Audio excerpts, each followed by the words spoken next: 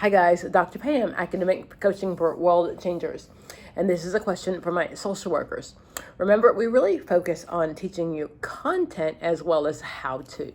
And we pride ourselves on being one of the few companies that do not sell you a canned product. What we teach you is what works best for you. Your initial session is always going to include us going over a set of questions, talking about what material you have used and what's used and what you haven't used, and really teaching you to understand the material that you have.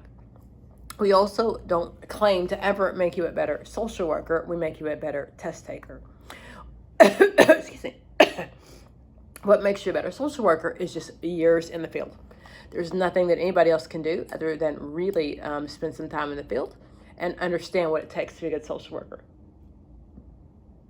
Okay, so let's look at a question, another question that you might see on the test. Remember, we're always thinking about the problem-solving method. I'm not a fan of the acronyms, the eat pie, eat cake, safari, don't need that. I'm going to remind you that we assess first. We get paid to be nosy. What comes before that is going to be feelings. If a question is full of feelings, my answer has to include feelings. And of course, safety trumps everything. After assess, remember, the treatment plan always includes the client. We never tell a client what to do, whether it's an individual, a group, a client, a group, a family, community. We never tell anyone what to do. We work together on what works best for the client. We want the client to always have buy-in, and termination starts at the beginning. If I can understand those basic concepts, I can get through most of the questions. Our interventions are most often based on knowing the content, knowing what I will do when I intervene. Okay, so let's start again. A couple reports to the social worker that their parents are strongly opposed to having them living together prior to marriage. They've been dating for many years and would like to move in together, but feel they are ready. They do not feel they're ready to get married. The social worker should first. So remember, this is one of those questions, we don't really care what you think. Your religious beliefs, your thoughts have no place in this question. Unless you saw your first name, last name, and your agency, we don't care what you think. This is an ethical question, okay? So I got a couple, and they're reporting to me, hey, we want to live together, but our parents think we shouldn't. It doesn't say how old they are, so I don't know if they're 20 or 35. It doesn't give me a clue. I do know they've been dating for many years and like to move in together, but they don't think they're ready to get married. So what would the social worker do first? So I've spent some time understanding the question. So even when I'm in the question, I'm thinking, what are they trying to measure? What KSA, what knowledge, skills, or ability is this question measuring? And I mentioned earlier, it's a code of ethics question. And I'm also thinking about start where the client is or client self-determination. But I do know it's a first question, so I'm going back to my social worker problem-solving method, and I'm thinking I probably need to assess first. I don't see any feelings or any safety in the issue, in the question. So now I'm going to read all four. A, advise the couple to strongly consider the parent's belief prior to making any decisions. B, ask the couple if they'd like to bring the parents in to see the social worker to discuss the issue further. C, explore the impact that the parents' belief will have on the couple's decision. And D, explore the reason for the parents' opposition for the clients to living together prior to marriage. So remember, I said to you, it's a first question, so I want to keep asking questions. We get paid to be nosy. So I'm going to rule out A. A says, advise the couple to strongly consider the parents' belief system. That's an intervention already. And remember, we can advise, we can suggest, we don't tell them what to do, but certainly we can advise.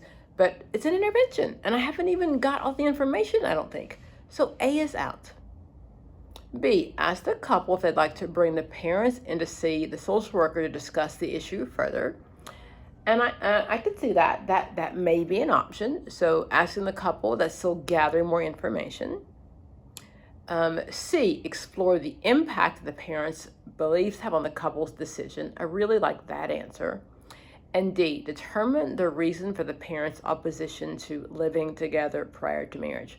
So what I see is B, C, and D are all my assess questions, right? So now I have to go back to the question, which one of these match what the question is asking me? I'm going to go back to the question. Who's my client, right? The client is the young couple. Well, I didn't say they're young, but it's the couple, and they've been dating for many years.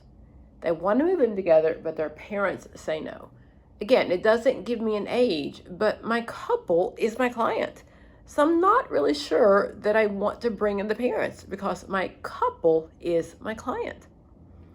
On that, I'm going to take out B. Ask the couple if I'd like to bring in the parents to see the social worker.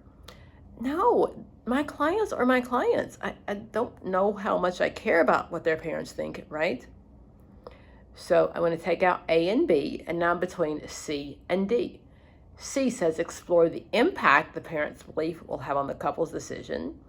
And D says determine the reasons for the parents' opposition to living together prior to the marriage. Are the parents in front of me? Are the parents my couple? They're not.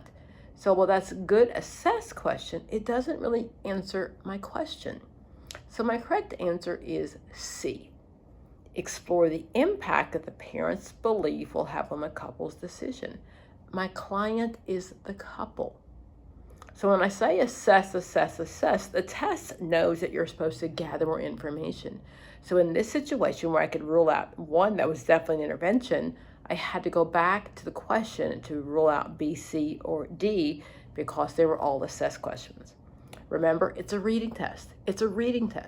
When I get down to those, go back to the question. Which of those can I prove in the question? Guys, I hope you found that helpful, and definitely hope you check us out for a live session. If not, watch all of our videos. Definitely, we want you to pass, and we believe in one and done. Thanks, Dr. Pam.